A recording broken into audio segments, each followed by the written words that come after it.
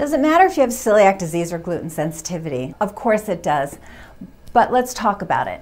Celiac disease is an autoimmune disease. About 1% of the population has it. Research shows that with age, that number goes up to maybe 3, 4, 5%.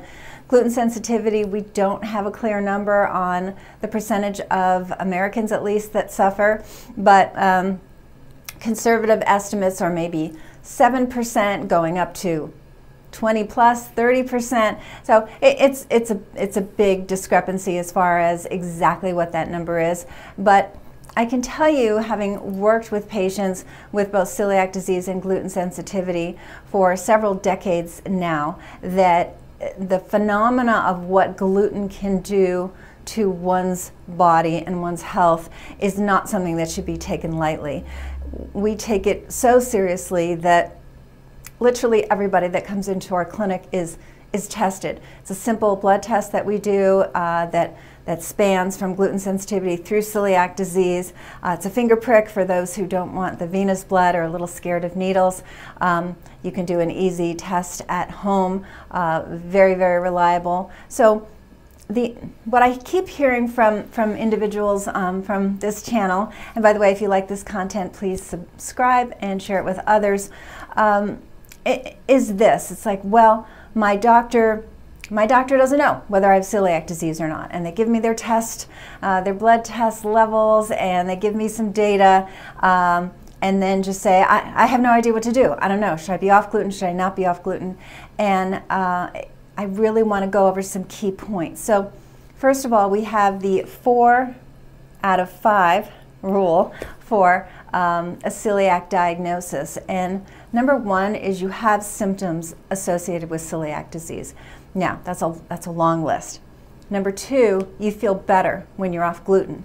Now, this is a key point because we have to make sure you're really off gluten. You're not sort of off gluten and you're drinking some beer, or you're not, you know, mostly off gluten, but you take a bite of a cookie, or you have soy sauce on your sushi, or whatever. You know, this is literally 100% as much as you possibly can, and you're really off gluten for 6-8 weeks, and do you see symptomatic relief? Okay.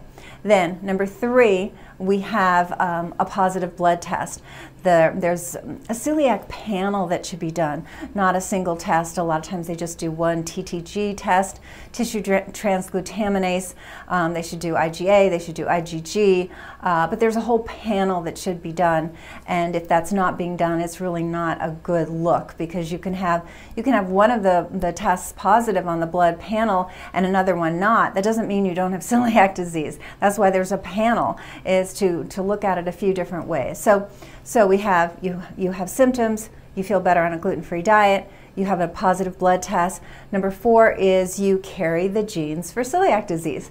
You cannot possibly have celiac disease if you don't carry the genes. Now, some people will say, but they're finding new genes. Okay, fine. But let's just stick with the 2 that we know, DQ2 and DQ8, and you have one or the other or both of one or both of those, okay? You don't have to have just 2 or just 8. You can have a combination.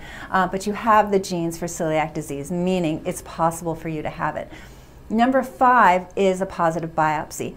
I'm putting it 5th because remember, it's the 4, I should do it this way, 4 out of 5 rule, meaning you don't have to have all 5. You can have 4 out of 5. And considering the biopsy is very invasive, you know, it's under anesthesia, it's a big procedure. The rest of them are not. You know, if a blood test is not a big deal. Certainly the changing your diet and seeing if you feel better is not a big deal. The genetic test is just a swab inside the cheek. So these are all very innocuous, easy things, and a lot less expensive in addition than the biopsy. You do not need a positive biopsy in order to get a definitive diagnosis. If your doctor, your primary, or especially your gastroenterologist doesn't know that, you need to find a new one, because this is standard of care at this point for celiac disease. This is not new data. Oh gosh, it goes back to 2012, I believe, when the research came out. So we've got the 4 out of 5 rule. So let's just say the test is positive, and you have the genes, you haven't done the biopsy, or, and this is what I hear a lot, the biopsy is negative. Well, the biopsy is not a very sensitive test. That's why it's no longer the gold standard. That's why it's the 4 out of 5 rule and not the 5 out of 5 rule. You see, so again, that biopsy is not the be-all, end-all at all. Now, people say, well, maybe it's just gluten sensitivity. There's no just about it. I'm gluten sensitive, my family is, but we've been seeing thousands of patients over the years, and honestly, the symptoms associated with gluten sensitivity can be very, very severe, even though you don't have the autoimmune disease celiac. The inflammatory aspect of gluten is, when you're reacting poorly to it, can make huge impacts on the quality of your life, the quality of your health. So there's no just about gluten sensitivity, and that's what I love about the test. It's called a Wheat-Zoomer test. You have to do it through a doctor, but it looks at the whole parameters of it. And too often it's like, well, I know I feel better when I don't eat gluten, but it's not celiac disease, so I'm okay. Like, I'm okay to cheat. You're not. You're really not. When you're reacting to it, and again, I don't like any guesswork. I find my patients do much better seeing the tests, seeing the results, knowing for sure that they do have a problem with it. Because whether it's celiac or gluten sensitivity, it's a zero tolerance policy. You can't have any of it. You will impact your health in a very, very negative fashion, whether you can feel it or not.